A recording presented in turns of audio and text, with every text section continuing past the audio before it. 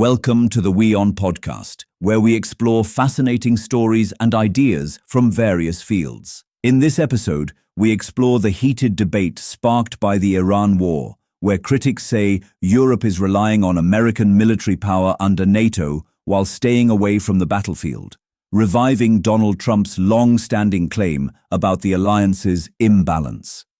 Donald Trump has spent years criticizing European NATO allies as free riders who drain American resources while refusing to build their own military capacity. The US-Iran war just proved his thesis flawlessly. The US just burned through an estimated $5.6 billion in 48 hours to degrade Iran's military and protect the Strait of Hormuz. Meanwhile, economic giants like Germany and France are completely absent from the battlefield, perfectly content to let the American taxpayer fund the security of the global economy. The irony is suffocating. After cutting off Russian gas over the Ukraine war, Europe is deeply dependent on liquefied natural gas from the Middle East. If Iran successfully mines or blockades the Strait of Hormuz, the European economy will freeze in the dark. Yet, the NATO fleets are nowhere to be found in the Persian Gulf. They expect the US Navy and the IDF to do the dirty work of neutralizing the IRGC, all while Paris and Berlin quietly profit from the newly secured shipping lanes. Even America's supposedly closest ally, the UK, has abandoned the offensive line. Prime Minister Keir Starmer has explicitly limited Britain's involvement to purely defensive measures, terrified of political backlash at home and Iranian terror proxies in London. When the alliance's strongest European member refuses to stand shoulder to shoulder in offensive decapitation, strikes against a regime that actively arms Russia and the Houthis, the very concept of a unified Western front collapses entirely. While American and Israeli pilots are dodging hypersonic missiles, Brussels is still clinging to the ghost of diplomacy. European leaders have spent the last decade desperately trying to salvage the defunct JCPOA nuclear deal, actively attempting to bypass US sanctions to keep trading with Tehran.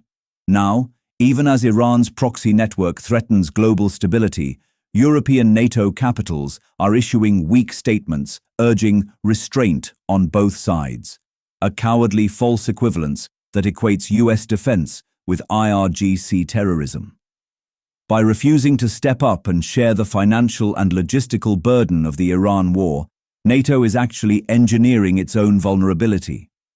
The US is rapidly depleting its stockpiles of $4 million Patriot interceptors and $12 million THAAD missiles to shoot down $20,000 Iranian drones.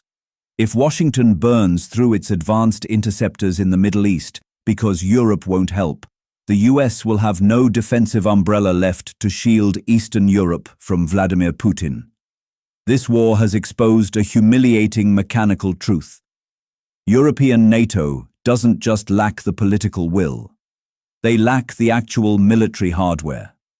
Decades of underfunding their militaries means countries like Germany and Italy physically do not possess the aircraft carriers, long-range stealth bombers, or logistical supply chains required to project power into the Middle East.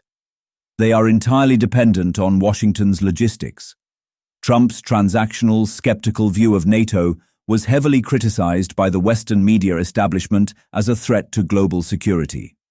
But Operation Epic Fury has laid the truth bare. NATO is a one-way street. It is an alliance designed exclusively to protect European borders with American blood and treasure. When the threat shifts to the Middle East, the Indo-Pacific, or the global supply chain, Article 5 is practically meaningless. Trump was right. The alliance, in its current form, is functionally obsolete for America's modern wars. Thanks for tuning into this incredible story. If this episode resonated with you, don't forget to hit the like and subscribe button for more captivating stories to come. Stay tuned.